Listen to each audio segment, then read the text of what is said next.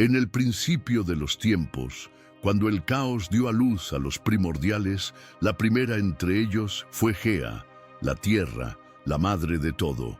Fue ella quien creó a Urano, el señor de los cielos, para que fuera su consorte. Sin embargo, su gobierno se convirtió en una tiranía insoportable. Viendo el dolor de sus hijos, fue Gea quien orquestó la caída de Urano, permitiendo que su hijo menor, Crono, lo destronara. La esperanza de una era de paz fue breve, pues Crono sucumbió a la misma maldición familiar y su reinado se convirtió en un régimen de horrores. Una vez más, la Madre Tierra intervino, criando a otro hijo menor para traer justicia, Zeus, el último hijo de los titanes Crono y Rea. Y si crees que la tiranía de Zeus merece una retribución divina, si piensas que su reinado necesita ser desafiado por la furia de la propia tierra, entonces muestra tu apoyo a Gea en este preciso momento. Desata tu poder primordial y aplasta el botón de me gusta con la fuerza de un titán. Haz que el Olimpo tiemble con tu notificación. Después de que Zeus derrotara a su padre, como Crono había hecho con el suyo, se convirtió en el rey de los dioses en el monte Olimpo. Gea, que lo había criado desde pequeño para que fuera un rey bueno y justo, vio en Zeus su fracaso supremo. A sus ojos, él no era mejor que sus predecesores, y la lista de sus crímenes era larga. Esta desilusión culminó en la gigantomaquia, cuando Gea incitó a sus hijos leales, los gigantes, a sitiar el propio Olimpo. Sin embargo, Zeus y los demás dioses salieron victoriosos, masacrando a los gigantes más poderosos y obligando a los restantes a huir. Con sus hijos muertos y su furia inextinguible, Gea, la primera primordial, se preparó para asestar el golpe final en la larga y sangrienta guerra entre las generaciones, un acto que finalmente terminaría la era de la tiranía y cambiaría el cosmos para siempre. Tras la destrucción de sus hijos gigantes, el dolor de Gea no se manifestó en gritos ni lamentos. No rasgó sus vestiduras ni derramó una sola lágrima. En cambio, absorbió la pérdida, y su dolor se transformó en una furia fría, silenciosa y calculadora, como una estrella ardiente e implacable. Determinada a actuar, decidió hacer lo que siempre se había negado a considerar, algo que nunca debería hacerse. En su desesperación, declaró que prefería ver arder el mundo que creó a verlo gobernado por un tirano como Zeus. Así, volvió su conciencia hacia adentro, descendiendo a sus propias profundidades, a un lugar que nunca antes había visitado. Por primera vez, habló con Tártaro, el primordial del abismo, la personificación del pozo sin fondo.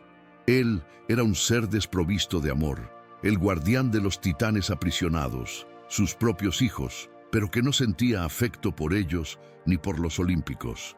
Tártaro vio en los ojos de Gea el reflejo del fuego, del dolor y de la destrucción, y comprendió su propósito. Se unieron, un apareamiento profano en el corazón del mundo. En ese instante, Gea derramó en la creación cada gota de su rabia, su dolor, su sufrimiento, su desprecio y su profundo sentimiento de traición. Unió su odio al de Tártaro, quien, al no haber engendrado descendencia antes, transfirió una inmensa e incalculable potencia a esta unión. De este acto de desesperación y malevolencia nació una nueva vida, un monstruo de poder inimaginable, Tifón, el destructor. Él era el arma definitiva de Gea contra Zeus y toda su estirpe, un ser programado para la aniquilación total. Gea sabía que no se detendría después de derrotar a Zeus. Continuaría hasta que el último de los dioses fuera asesinado y el universo entero fuera deshecho. Pero, en ese momento, era todo lo que deseaba: venganza. Lo mantuvo oculto todo el tiempo que pudo, entrenándolo con cada truco y estrategia que había presenciado, tal como había hecho con Zeus. Mientras Gea entrenaba a su creación, comenzó a sentir algo que no esperaba: miedo y arrepentimiento.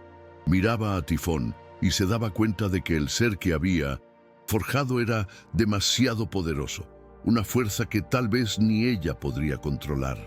Él pareció saber de su vacilación, pues antes de que ella estuviera lista, irrumpió desde sus confines, escapando por su cuenta.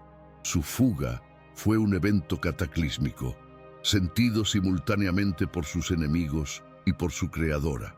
El mundo entero se estremeció con su presencia.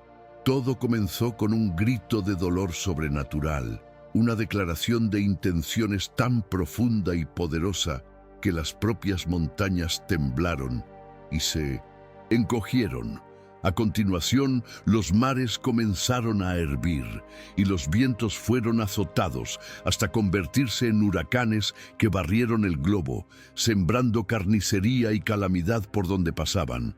Fue entonces cuando se alzó de las aguas y los dioses en el Olimpo corrieron a los espacios abiertos para presenciar el nuevo horror que se desarrollaba. Su forma desafiaba la comprensión. Continuó ascendiendo, y aún a leguas de distancia su figura era espantosamente clara. Su cabeza estaba entre las nubes, su torso tenía una forma mortal, pero sus brazos estaban cubiertos de escamas y terminaban en manos cuyos dedos eran en realidad cabezas de dragón sibilantes. No tenía piernas. Su parte inferior era una maraña de formas reptilianas, como una cuerda hecha de 100 serpientes gigantes. En su espalda, múltiples pares de alas oscuras y con garras se desplegaban. La parte superior de su cuerpo era una masa de incontables rostros monstruosos, cada uno de una bestia diferente, desde osos hasta leones, todos con los colmillos al aire y gritando. Oleadas de llamas brotaban de sus fauces, cayendo sobre el mundo como maremotos de fuego que consumían todo a su alrededor. Los dioses miraron con pavor, paralizados por la visión apocalíptica que se erguía ante ellos. El estupor aterrorizado que se apoderó de los olímpicos se rompió cuando Tifón comenzó a moverse. No caminaba, sino que se deslizaba sobre su maraña de piernas de serpiente. Cada uno de sus apéndices inferiores era tan pesado que el menor movimiento sedoso causaba temblores, como si 20 gigantes hubieran caído de golpe. Los lamentos que brotaron de las gargantas de los dioses fueron prueba suficiente de su terror. Ante los ojos de Zeus, la congregación divina se deshizo y casi todos huyeron presas del pánico. Hermes alzó el vuelo, llevándose consigo a Apolo y Ártemis. Deméter, la diosa de la cosecha, se hundió en la propia tierra para desaparecer de la vista, mientras que Hestia, diosa del hogar, saltó a una llama y se desvaneció. Uno por uno, los dioses abandonaron su hogar, buscando refugio en las lejanas y soleadas tierras del Nilo, con la esperanza de escapar de la calamidad que se aproximaba. Por un momento, Zeus creyó haberse quedado completamente solo. Sin embargo, al volverse, vio que 2 figuras habían permanecido. La primera era su hija, Atenea, nacida de su propia carne y forma, ya vestida con su armadura de guerra. Estaba lista para luchar, pero su postura y la mirada en sus ojos no transmitían ninguna esperanza de victoria. Era la lealtad del deber, no la confianza en el triunfo. La segunda era su esposa, su querida Hera. Se acercó suavemente y sus ojos muy abiertos examinaron el rostro de Zeus mientras le suplicaba: «Zeus, ni siquiera tú puedes enfrentar a esta cosa solo». Le instó a unirse a la corte que ahora se dirigía a Egipto, argumentando que seguramente allí podrían escapar de la furia de aquel monstruo. Ella veía la lucha como una causa perdida y la huida como la única opción sensata para sobrevivir y quizás algún día reagruparse. Zeus miró a su esposa y con una calma sombría rechazó su súplica. «Ay de mí, esposa mía», dijo, «no puedo. Esta es mi prueba final. Este es mi destino. Soy rey y defenderé mi reino». Sabía que aquella criatura era obra de Gea, un monstruo nacido con el único propósito de matarlo, y era su responsabilidad frustrar el plan de su abuela. Con autoridad real, les ordenó a Hera y a Atenea que partieran. «Si caigo», le explicó a Hera, «deben mirarte a ti en busca de guía». Le recordó no su papel como esposa, sino sus responsabilidades como reina, quien debía liderar en ausencia del rey. A Atenea le ordenó que acompañara a la reina y la ayudara a hacer cumplir su gobierno. Sus últimas palabras fueron una súplica para que no se separaran en discordia. Con los ojos llenos de lágrimas, pero sin una palabra, Hera asintió, y las dos diosas partieron, dejándolo para que enfrentara su destino. Mientras contemplaba la destrucción de su reino, escuchó un ruido a su lado. Sin apartar los ojos del horror que se acercaba, supo quién era. Hades, su hermano, se quitó su yelmo de invisibilidad y apareció. «Hermano, si este día es tu fin, entonces también será el mío», declaró Hades.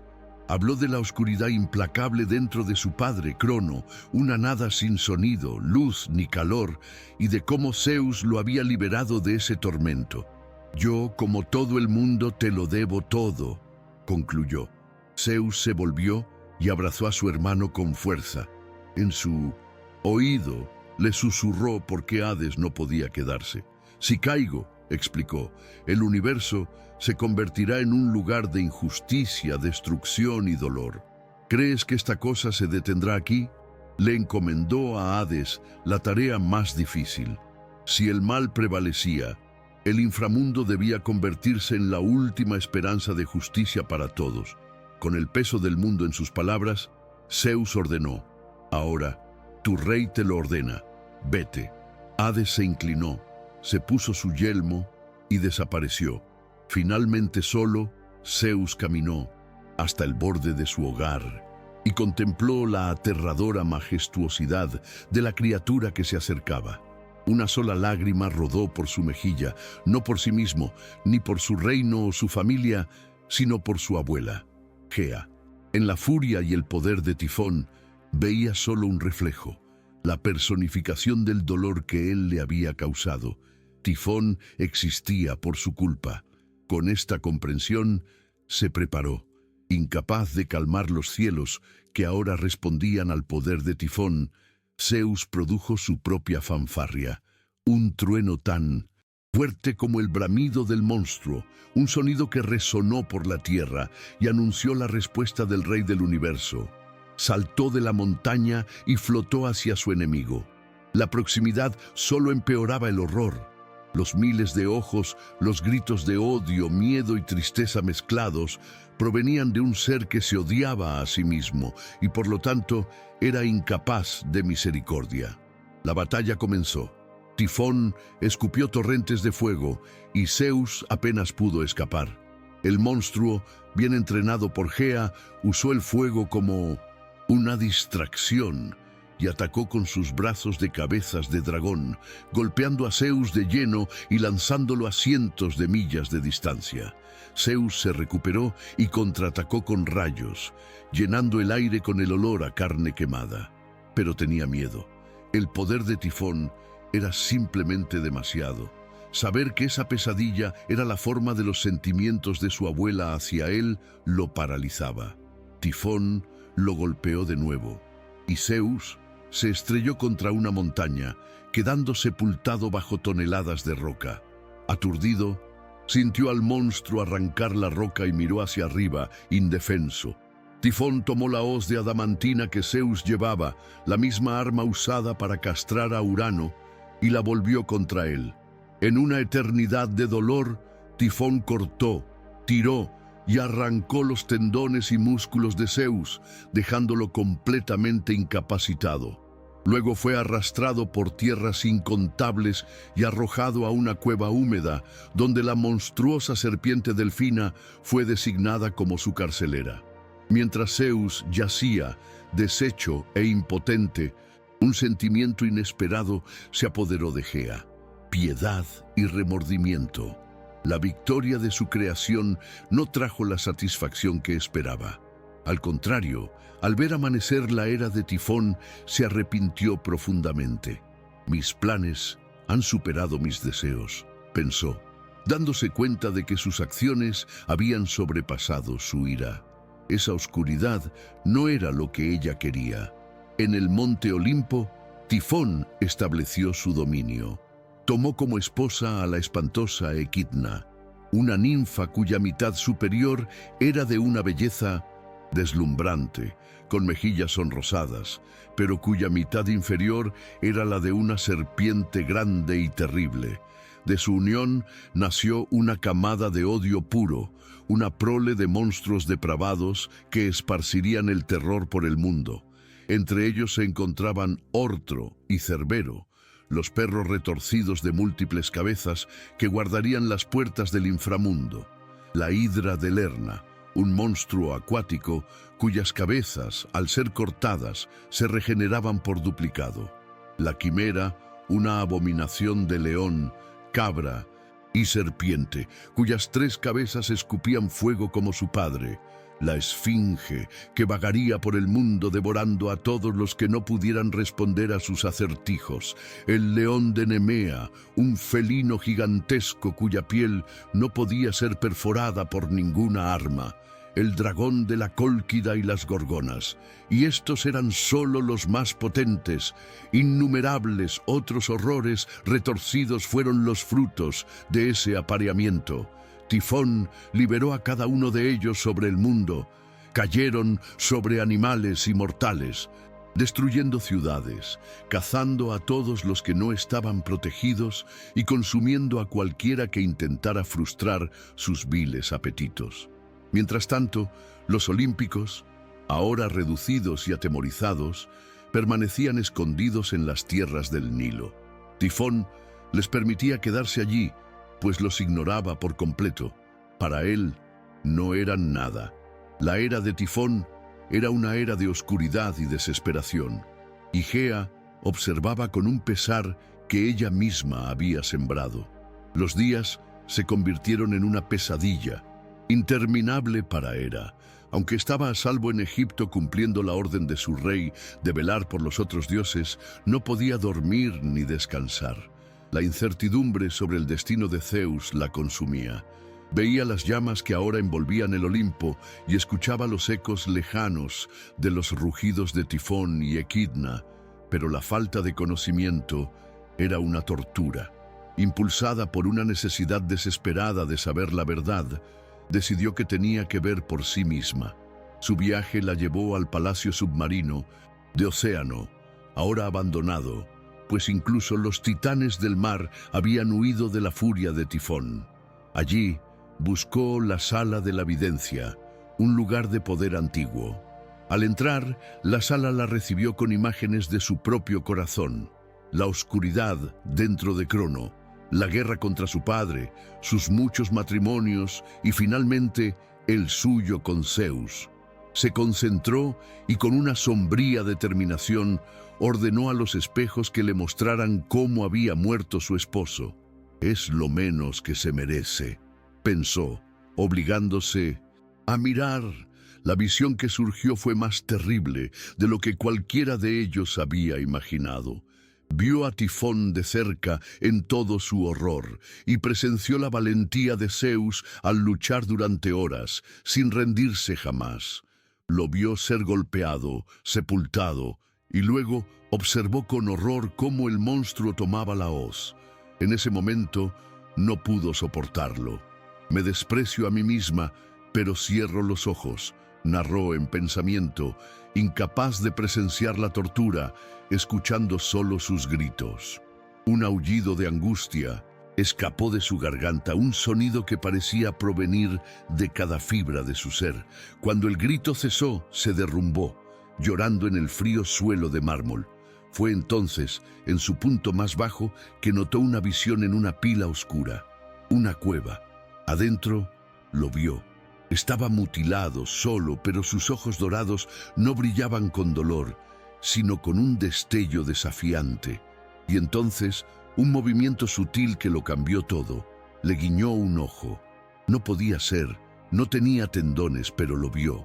Él sabía que ella estaba observando. Era una señal. Zeus vive. Está roto pero no doblegado, se dio cuenta.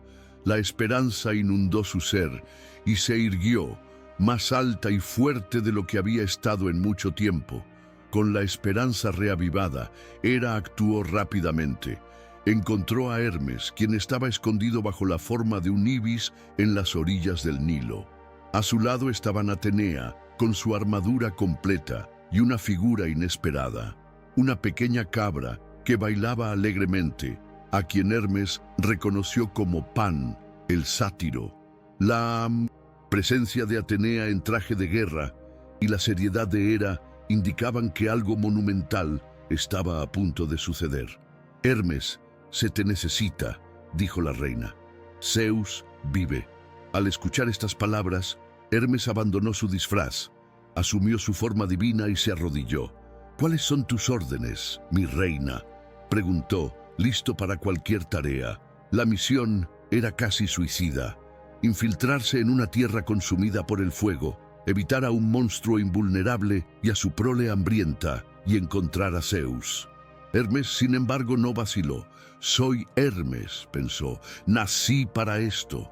Su única preocupación era Pan, el pequeño compañero lascivo, que temía que pudiera causar problemas. Sin embargo, mientras planeaban el golpe, Hermes y Pan establecieron un fuerte vínculo, riendo como conspiradores, mientras trazaban su plan. Juntos viajaron a Grecia, un paisaje de desolación donde las llanuras ardían constantemente y los ríos hervían. Después de mucho buscar, encontraron la cueva, custodiada por la serpiente delfina. El plan se ejecutó a la perfección. Pan, con sus danzas y cabriolas, sirvió de señuelo, atrayendo a la monstruosa guardiana lejos de la entrada. La provocaba y fingía debilidad, incitando sus instintos depredadores y llevándola cada vez más lejos. Mientras tanto, Hermes entró sigilosamente. Allí vio a Zeus, terriblemente herido, pero con una gran sonrisa dorada en su rostro, divertido por la situación. Hermes forzó la cerradura del cofre y recuperó los tendones y la hoz. El tiempo se agotaba. Sin encontrar un lugar seguro para sujetar el cuerpo roto de Zeus, Hermes hizo lo impensable. Agarró la poderosa barba de su rey y, con Pan en su espalda, salió disparado de la cueva, arrastrando a Zeus por los cielos, mientras Pan hacía rodar una roca para atrapar a Delfín adentro. La visión de una cabra en la espalda de un dios que llevaba un cofre en un hombro mientras arrastraba al rey del universo por la barba era tan absurda que Hermes supo que nadie creería jamás la historia. El dolor que Zeus soportó en su cautiverio fue indescriptible, insondable, pero resistió. De vuelta a la seguridad, Hera, con sus cuidadosas atenciones, volvió a unir sus músculos y tendones, devolviéndole la integridad. Esa noche, sanó en el abrazo de su esposa, pero la curación física era solo una parte de su recuperación. Mientras yacía, roto e impotente en la cueva, reflexionó y una revelación lo golpeó. «Metis me guía ahora», se dio cuenta.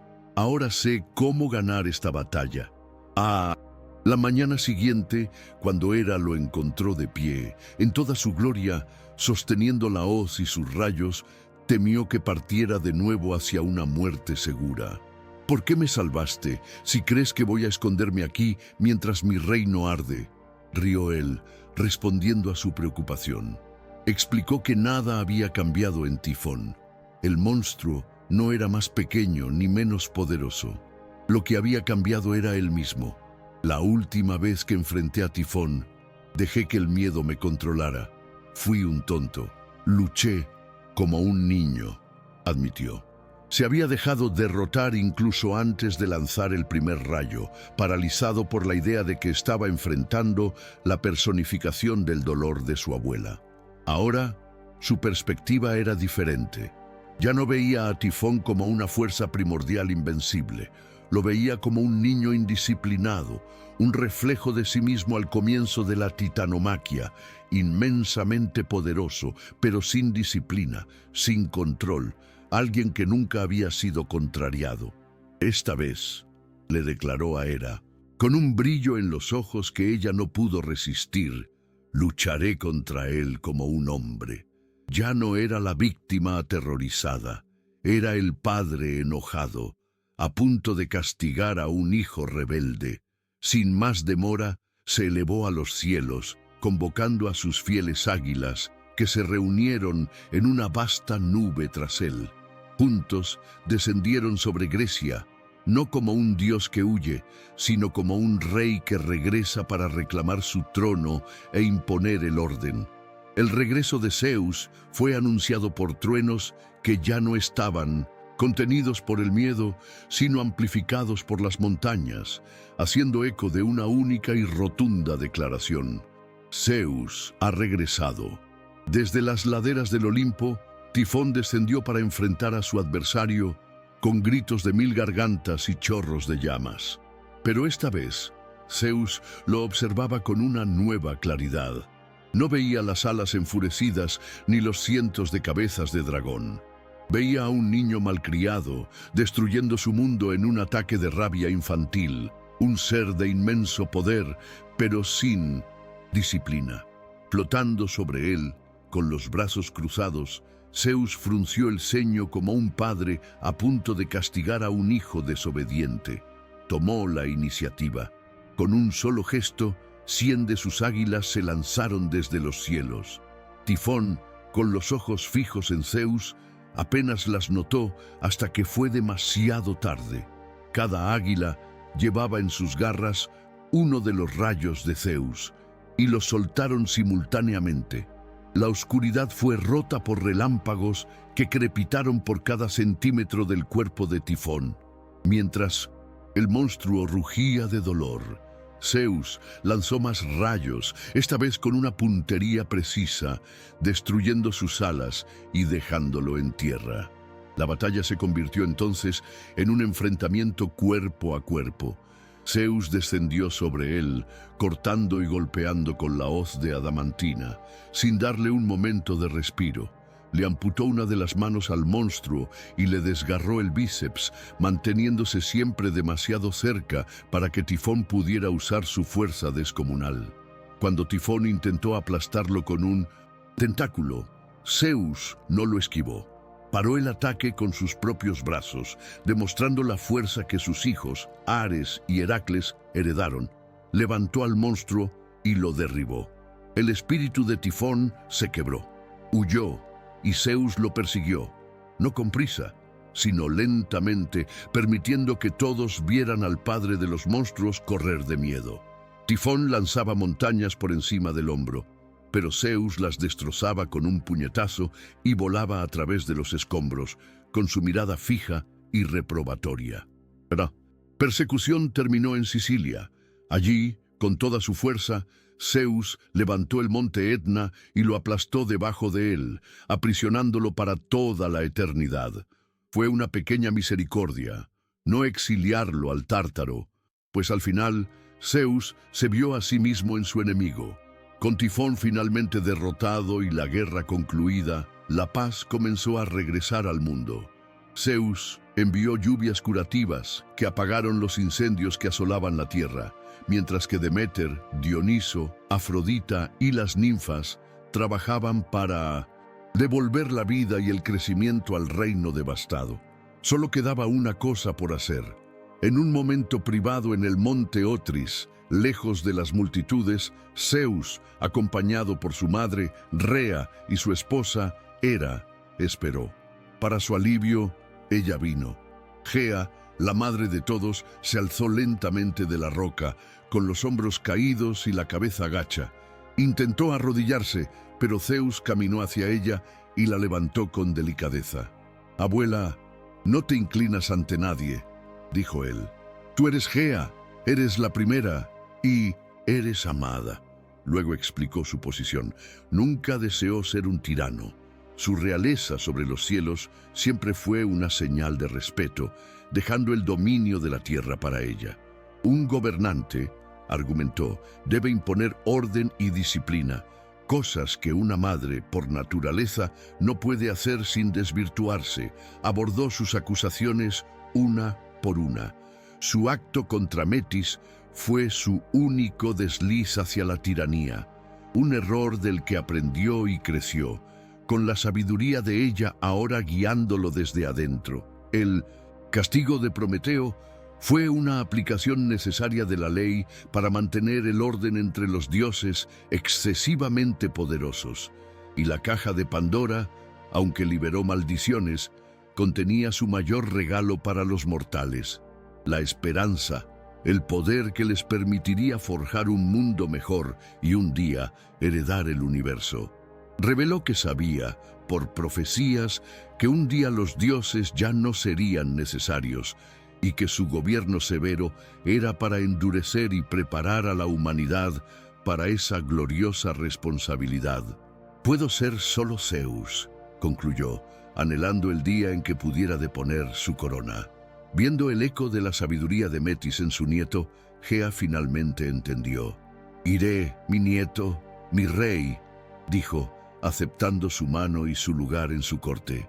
Y así como Zeus estableció un nuevo orden divino, tú puedes ayudar a establecer el legado de este canal. Si quieres presenciar más relatos de la era de los dioses, monstruos y héroes, entonces suscríbete y activa la campana del destino para no perderte ni una sola leyenda. Y aquí abajo, en el reino de los comentarios, queremos saber tu opinión. ¿Quién tenía razón en este conflicto, Zeus o Gea? Que comience la titanomaquia de opiniones.